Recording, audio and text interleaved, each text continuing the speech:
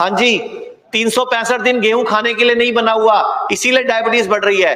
365 दिन चावल खा रहे हो, उसको खाना नहीं चाहिए। ये पूरे साल के अनाज नहीं है, इनको कभी कभार खाना चाहिए। और दूसरी बात सुनो, पहले गेहूं हम जब खाते थे तो हम 1 हफ्ते का पिसवाते थे घर में।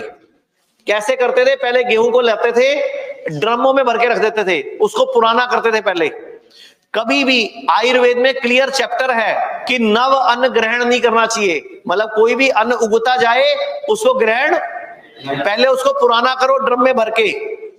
ड्रम में भर के जब पुराना हो जाएगा, जब 1 हफ्ते का पीसते हैं, 1 हफ्ते का निकालेंगे, उसको 2 घंटे भिगोते थे, पहले सुखाते थे, फिर 1 हफ्ते का पिसवाते थे। आजकल क्या आप महीने का चक्की का आटा ले आते हो पूरा घर में। अब आप बताओ, जब 1 हफ्ते बाद पहले कीड़े पड़ जाते थे उसमें, तो अब महीने का क्यों ले आते हो? अब उसमें कीड़े क्यों नहीं पड़ते? उसमें केमिकल डाला जाता है आटे में, वो हमारी बॉडी में जाता है और हमें शुगर करता है, बीपी करता है। तो बहुत सारे कारण है सर शुगर होने के। कोई दिक्कत नहीं है, आपको ठीक होना है ना, ठीक हो जाओगे। हाँ जी, अगर किडनी की बीमारी है तो गाय का दूध पिया जा सकता है? जब तक किडनी की बीमारी है तब तक नहीं, ना गाय का ना भैंस का, कोई भी नहीं। अगर पीना है तो सिर्फ नारियल का दूध, बादाम का दूध या मूंगफली का दूध पी सकते हैं, जब तक किडनी की बीमारी है। जब बीमारी ठीक हो जाएगी उसके बाद और दही खा सकते हैं आप लोग। सबसे अच्छा होता है दही या लस्सी, दूध से भी सैकड़ों गुना अच्छा, क्योंकि उसका तासीर बदल गई, उसका पूरा नेचर बदल गया। लस्सी और दूध, दही हमारे लिए अच्छा है। जोर से बोलो। मैं पारिवारिक रिलेशन के कोई जवाब नहीं दूंगा।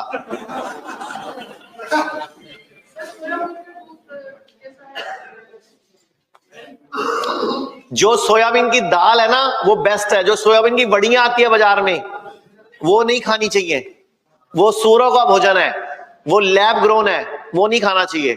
जो नेचुरल सोयाबीन की दाल है वो आप अंकुरित करके चाट बना के खा सकते हो, चना चाट, सोयाबीन की चाट, वो सब खा सकते हो। जो ये सोयाबीन की बड़ियां आती हैं या सोयाबीन लैब ग्रोन सोयाबीन है, वो नहीं खाना। ना लैब ग्रोन मांस खाना है, आजकल लैब ग्रोन मीट भी आ रहा है, वो भी नहीं खाना। हाँ जी बोलो। आचार्य जी, मेरी मदर-इन-लॉ यहाँ पर एडमिट है, मुझे उनका डिस्चार्ज लेना था। तो प्रॉब्लम क्या है, वो खाना ही नहीं खा रही है। बहुत बढ़िया, सुखी रहेंगी वो। अच्छा, मैं अभी मुझे पता चला, मैं बार-बार चेक करता था तो नाराज होते कि जब खाना नहीं खा रही है, और किसी का कोई रोक नहीं है। जो खाना नहीं खाएगा वो सुखी रहेगा। जब बॉडी को लोड होगी अपने आप मांगेगी बॉडी, क्यों जबरदस्ती करनी है? जब प्यास लगे तभी पानी पीना है, जब प्यास लगे तभी पानी पीना है, जब भूख लगे तभी खाना खाना है। ये नहीं घड़ी हो गई खाना खाना है। कितने लोग जल्दी ठीक होना चाहते हैं? लगभग सारे। तो सिर्फ 2 वक्त खाया करो, सुबह और शाम। ये सुबह दोपहर शाम का जो ड्रामा है ना, ये अंग्रेजों के साथ ही बोरी बांध के भेज देना चाहिए था हमें। और आप लोग भी कोशिश करा करो, हॉस्पिटल में पेशेंट से बात करा करो, 2 ही टाइम दिया करो, सुबह और शाम। मैं कई बार बोल चुका हूं, लेकिन आप लोगों में से कई लोग लड़ने लग जाते हैं, तो अब मजबूरी में 3-3 टाइम बनता है यहाँ पे भी। असूल से 2 ही टाइम खाना चाहिए, सुबह और शाम। सुबह सूरज उगने के 2.5 घंटे के भीतर 9-10 बजे के लगभग, और शाम को 6 बजे के लगभग खा लेना चाहिए। अगर आप जिंदगी में कभी डॉक्टरों की शक्ल नहीं देखना चाहते तो 2 वक्त खाओ जी। सर डीआईपी डाइट में बोलते 12 बजे के बाद खाना चाहिए, तो फिर 9 बजे कैसे खाएंगे? ऐसा नहीं है। डीआईपी डाइट एक जनरल डाइट है। हिंदुस्तान के लोगों को धीरे धीरे पटरी पे लाना था, तो पहले वो अनाउंस करिए, अब दूसरी चीजें अनाउंस कर रहे हैं ना। अगर पहले हम ये बोल देते थे, हम ही छोड़ देते, आप लोग हमारी वीडियोज ही ना देखते फिर। तो हम ना पहले एक उंगली पकड़ते हैं, फिर हाथ पकड़ते हैं, फिर आपके पास आते हैं ना। अगर हम सीधा हाथ पकड़ते हैं, आप हाथ छुड़ा लेते। तो कल से कौन सी करते हैं? हाँ, कल से शुरू करो, सुबह और शाम। असूल से ठीक होने के लिए, जल्दी ठीक होने के लिए 2 टाइम खाओ। और जिसको बहुत जल्दी ठीक होना है, जिसको कैंसर को हराना है, वो 1 ही टाइम खाओ। अगर आपको कैंसर को हराना है, दोपहर के टाइम खाओ।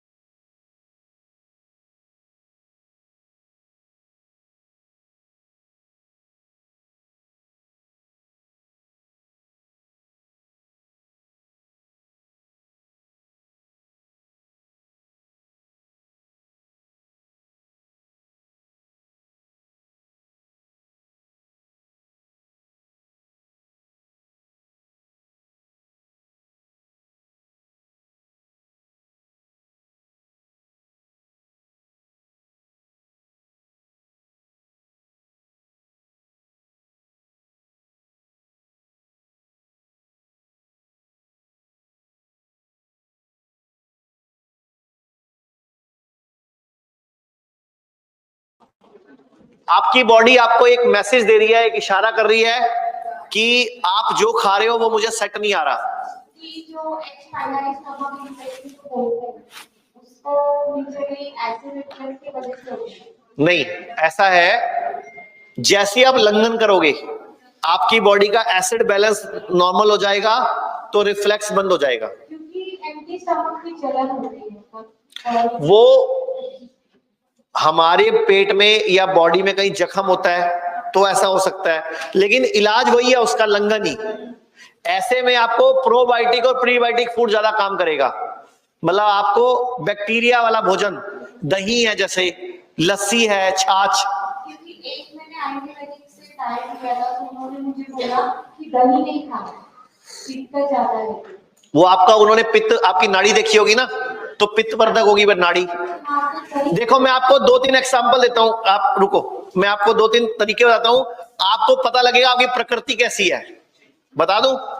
हाँ जी, जिनके भी चेहरे पे, मुंह पे, पीठ पे दाने आते हैं, दाने, गर्मी निकलती है जिसको बोलते हैं, तो उनकी प्रकृति पित्तज होती है, पित्त प्रकृति होती है। जिनकी बॉडी में पीठ पे दाने या मुंह पे दाने या पीठ पे दाने निकलते हो या फोड़े फुंसी ज्यादा होते हो, तो समझो बॉडी अपना पित्त, फालतू पित्त निकालना चाह रही है। बचपन में हमारे पैरों पे बारिश के पानी में नहाने से फोड़े फुंसियां हो जाते थे, तो फायदा था, हमें कैंसर नहीं होता था। हमने क्या करा, वैक्सीनेशन करवाए दुनिया जान के, बचपन से लेके अब तक कितने लग चुके हैं हमें। उसके बाद वो फोड़े फुंसियां बाहर निकलने बंद हो गए, अंदर को होने शुरू हो गए। वो आप कहते हो कैंसर हो गया, ट्यूमर हो गया, रसौली हो गई, सिस्ट हो गया। तो हमारी बॉडी को हम लोग पंगे लेते हैं, बदले में बॉडी हमसे पंगे लेती है। जिनको भी जोड़ों का दर्द होता है, गैस बनती है, माइग्रेन है, वो सब वात प्रकृति में आएंगे। वात, उनका वात बढ़ा हुआ है, वात प्रकोपित है। जिसको भी जुकाम, स्नीजिंग, नाक की हड्डी बढ़ना, छींके आना, गला खराब होना, अस्थमा, लंग्स की प्रॉब्लम, सीओपीडी होगा, तो वो कफ प्रकृति में आएंगे। तो 3 प्रकृतियां होती हैं, वात, पित्त और कफ। क्लियर? पित्त मतलब बढ़ी हुई गर्मी, बॉडी का गंदा बढ़ा हुआ टॉक्सिन्स, उसको फूकना चाहेगी बॉडी, तो पित्त के तरीके से निकाल लेगी। अगर आप गैस, हमारे कई लोग बोलते हैं मेरे पेट में गैस बनती है, तो फिर इंडियन कंपनी, एचपी कंपनी को बेच दो भाई, सिलेंडर भर लो, आके बोलो। किसी के पेट में गैस नहीं बनती है। हम लोग जब खाते टाइम बोलते हैं तो हवा गई, हवा क्या है, ऑक्सीजन, पेट में गई तो निकलेगी भी। तो अब अगर हम खाना खाते टाइम पानी पिएंगे तो क्या होगा, H2O, ऑक्सीजन फिर गई तो कहीं से तो निकलेगी। अगर नहीं निकलेगी तो फिर आप मरोगे। तो निकलनी, आपने वो रिसर्च पढ़ी नहीं है कि जिसको फार्ट्स आते हैं उसको हार्ट अटैक नहीं पड़ेगा। नहीं समझ आया? फार्ट्स कईयों को नहीं पता होगा। फार्ट्स, जिनको गैस पास होती है उनको हार्ट अटैक पड़ने की संभावना कम होती है, बिकॉज उनकी गैस, भले ही पड़ोसी नाक बंद कर ले, क्या इलाज है, लेकिन उनको हार्ट अटैक नहीं पड़ता क्योंकि बॉडी निकाल रही है। जी,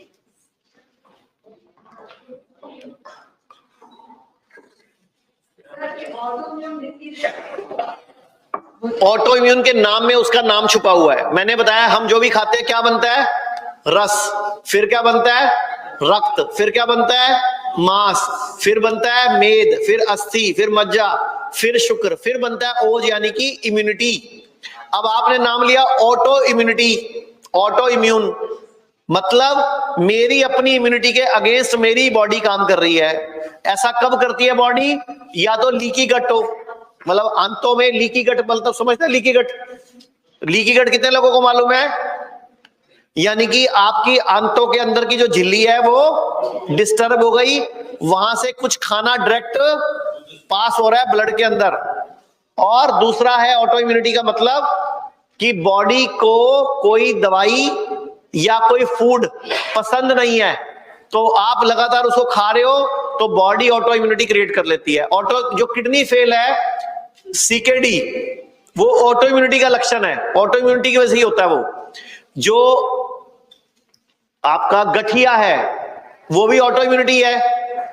तो ऑटो इम्यूनिटी को तरीका क्या है सुधारने का? एक ही तरीका है, लंघन परम औषधम। थोड़े दिन उपवास करेंगे, बॉडी वापस अपने आप को रीसेट कर लेगी, और कुछ आयुर्वेदिक जड़ी बूटियां देंगे जिससे आपकी अग्नि ठीक करेंगे। सबसे पहले जिसको भी भूख नहीं लगती, उसको जबरदस्ती नहीं खिलाना, मतलब बॉडी नहीं मांगेगी जब तक अग्नि सही नहीं होगी। कईयों की अग्नि वीक है, पाचन वीक है, तो पहले पाचन ठीक करेंगे, जिसको बोलते हैं डाइजेस्टिव फायर। जब तक फायर ठीक नहीं होगी तब तक खाना हल्का देना है, सुपाच्य खाना देना है, हल्का लघु आहार देना है। उसके बाद जब अग्नि ठीक हो जाएगी तब, अब कई लोगों को सलाद खा के भी गैस बनती है, तो खाली सलाद नहीं खाना, उस पे काली मिर्च डाल लो। काली मिर्च डाल के खाओगे गैस नहीं बनेगी। जितने भी सब्जियां बहुबीजीय होती हैं, बहुबीजीय, जैसे खीरे में क्या है? बहुबीजीय है। और को बहुबीजीय क्या क्या है? टमाटर और गाजर में कहां बहुबीजीय है? खड़े करो इनको जरा, नोबेल प्राइज देंगे आपको। पहले उठो जरा, आपको नोबेल प्राइज देते हैं हम।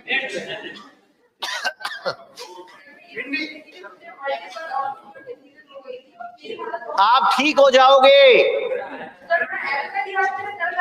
नहीं चलाना।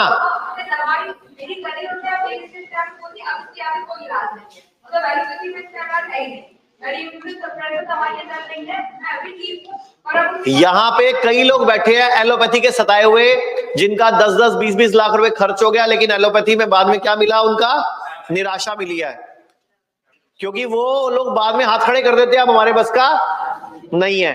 अगर आप में से कोई बताना चाहे अपनी कोई थोड़ी सी स्टोरी की एलोपैथी में किस तरह उनके साथ उनको पागल बनाते हैं, तो बता सकते हो। बहुबीजीय में काली मिर्च डाल के खाना है, कभी भी नमक सफेद नहीं खाना। ये जो सफेद नमक है ये बिल्कुल बंद कर दो, काला नमक या सेंधा नमक खाया करो। आप लोग क्या बोलते हैं? आयोडीन सॉल्ट खाओ, आयोडीन सॉल्ट खाओ, कभी नहीं खाना। हमें आयोडीन की जरूरत नहीं है। हाँ बोलो।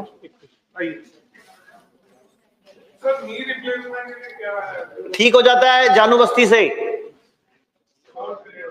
मैं एक ऐसा तरीका बता सकता हूं, उससे 5 बीमारियां एक साथ ठीक होती हैं।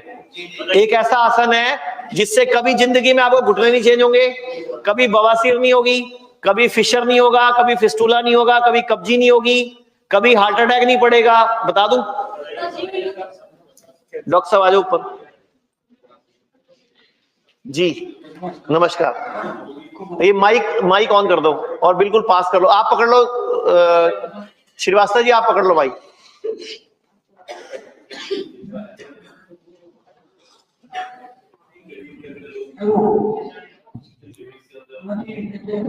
यहाँ कभी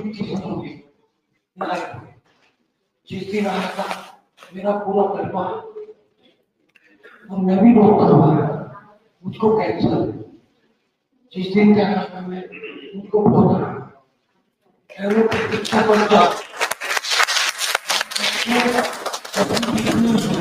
एक मिनट, यामिनी आप पकड़ो माइक। मेरी माँ को कुछ देना नहीं चाहता, मदद कैंसर मैंने प्राइवेट दिखाया है। उसके बाद में दिल्ली में मेडिकल वहाँ क्या इलाज हो जिस डॉक्टर को दिखाया उसने लिख दिया आप वहाँ चेकअप कर। मैंने चेकअप करवा के फिर दूसरे डॉक्टर ने दूसरे जगह कहने का मतलब मेरी माँ चेकअप में गुजर गई। और यहाँ इतना बढ़िया, इतने अच्छे बड़ी तस्वीर करती आया था, लेकिन प्रिंसिपल अब औलाद भी कर और मैं कुछ खा भी दिखाऊँ।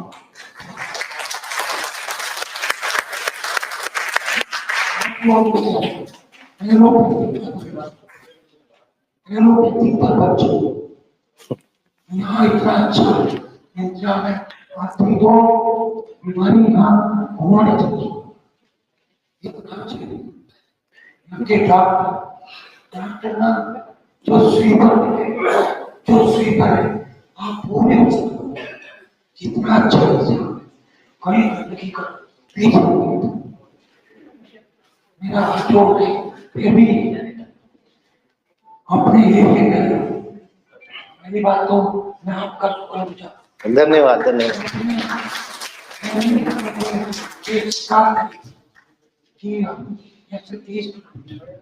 मेरा गांव है, तो हमें पता ही नहीं था, इतनी अच्छी जगह हम लोगों को पता नहीं था। अब तो मैंने आचार्य जी ने सिखा के हमें बड़ा चुके। आपने अब सर्वदर नहीं रखे। हमारे यहाँ 2 पैकेट थे, हमारे द्वारा होते नहीं थे। पूरे जिस दिन से ये मेरे बात को चलो धन्यवाद, थैंक यू।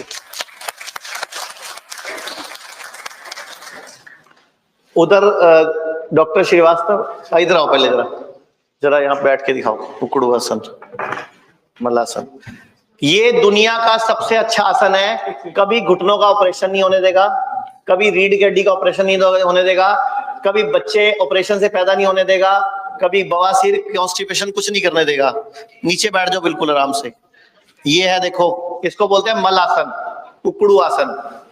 जो आप इंडियन टॉयलेट स्टाइल में बैठते थे ना, कभी बीमार पड़ते ही नहीं थे। याद तो करो, जैसे अंग्रेजी टॉयलेट लाए हो तभी से कैंसर घुसा लिया घर में, कभी से घुटने खराब हो गए, तभी से एड़ी खराब हो गई। अभी भी प्रैक्टिस करो धीरे धीरे ऐसे बैठने की। नीचे बैठो, बिल्कुल बच जाओगे आप बिल्कुल। वो सर की पेन टाइट है, आ जाओ वापस। हाँ, वो आपने प्रैक्टिस छोड़ दी, आप दोबारा प्रैक्टिस करो, बैठा जाएगा। आप एक काम करो, आप एक स्टूल बनवाओ, स्टूल छेद वाला, ऐसे बैठ जाओ। अगले दिन उसका एक छेद नीचे कर लो, फिर एक छेद नीचे कर लो, करते जाओ। 15-20 दिन में बिल्कुल नीचे पहुंच जाओगे। बॉडी है ना, थोड़ा प्रैक्टिस करेगी। जैसे पहले दिन ऐसे बैठोगे, अगले दिन थोड़ा नीचे हो जाओ, अगले दिन और नीचे हो जाओ, अगले दिन और नीचे हो जाओ, धीरे धीरे वो स्टूल की टांग छोटी करते जाओ ना। एक स्टूल बनवा दो श्रीवास्तव जी, एक स्टूल यहाँ बनवा के ट्रेनिंग दे दो सबको। हाँ जी, सबके लिए बनवा दो। श्रीवास्तव जी आप पेटेंट करा लो जी। और उधर सर कुछ पूछ रहे हैं, माइक दो उधर पीछे। टाइम हो गया आपका सेशन। और ये जो ड्रामा चलता है ना, 2 साल पिछले चला, जो पिछले 2 साल चला ड्रामा, ये जिसको हम बोलते हैं प्लैंडेमिक।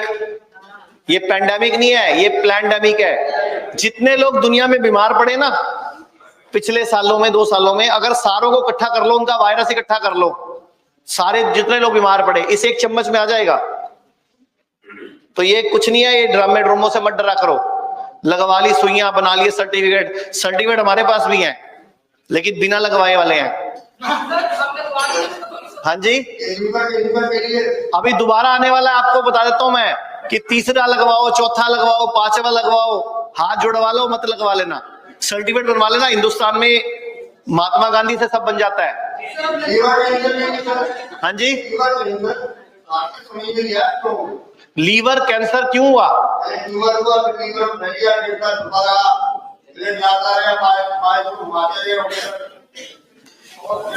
देखो, लीवर पे कैंसर है या हार्ट में कैंसर है या किडनी में कैंसर है या कहीं और कैंसर है, बैठ जाओ मैं बता देता हूं उसका बेस्ट तरीका क्या है। ध्यान से सुनो। अब जब समुद्र मंथन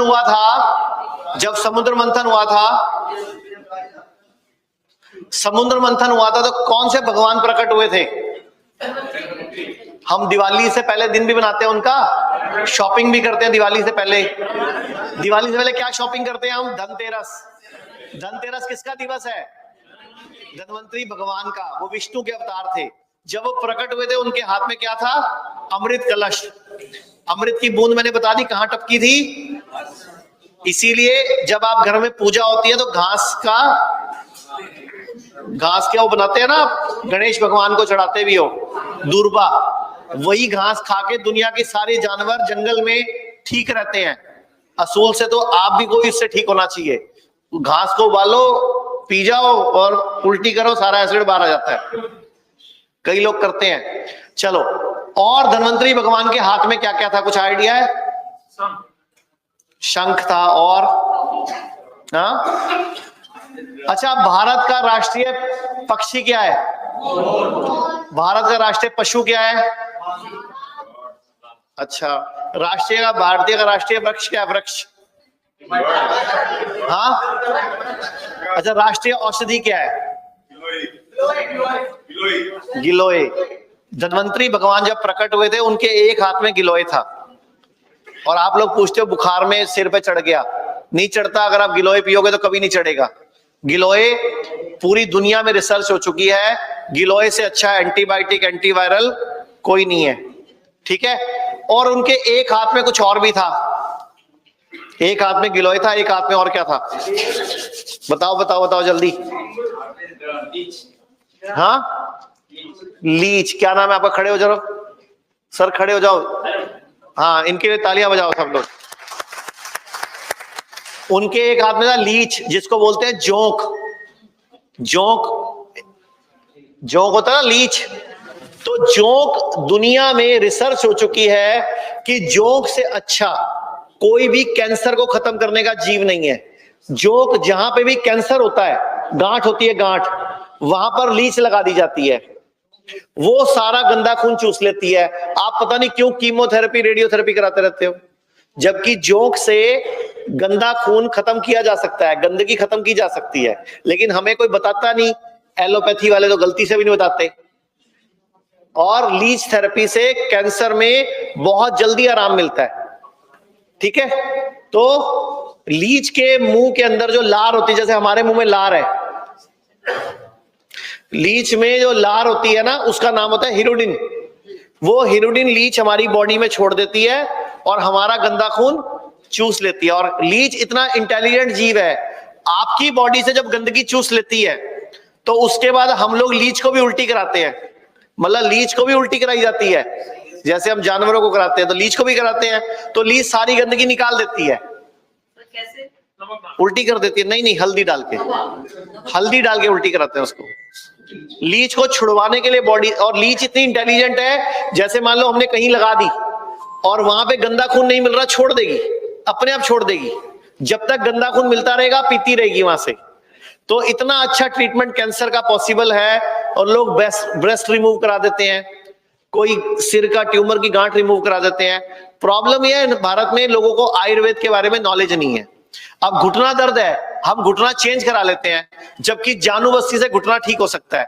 रीढ़ की हड्डी है, ऑपरेशन करा लेंगे, लेकिन हम कटिवस्ती नहीं कराएंगे, पृष्ठवस्ती नहीं कराएंगे, ग्रीवावस्ती करा लेंगे तो भी ठीक हो जाएगी। ऐसे आयुर्वेद में पंचकर्म चिकित्सा में वमन, वमन मतलब उल्टी के द्वारा, विरेचन मतलब स्टूल के द्वारा, शमन शोधन, रक्त मोक्षण, नस्यम नाक से धुएं के द्वारा, आजो आजो कोई बात नहीं, नाक से धुएं के द्वारा, कान के रोग को, कानों का कर्ण पूरन, कान में धुआं देते हैं हम जड़ी बूटियों का, इस तरह हम सारी बीमारियां ठीक कर सकते हैं।